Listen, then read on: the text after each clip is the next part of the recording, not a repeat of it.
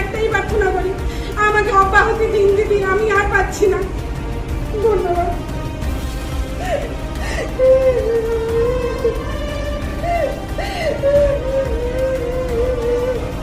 আমার কাছে সমস্ত ফুটেজ, ক্যামেরা, আপনারা যা চাইবেন আমি সব দিতে রাজি আছি, সব কিছু আছে আমার কাছে। আমি আমার পঞ্চায়েত সমিতির মানে মেম্বার যিনি অর্জুন হাসদা, ওনাকে আমি সব পাঠিয়েছি। ওনার নামে অভ্যক্ত ভাষায় কথাবার্তা আমার পঞ্চায়েত মেম্বার এখানে বসেছিলেন, ওর কাছ থেকে শুনতে পারবেন।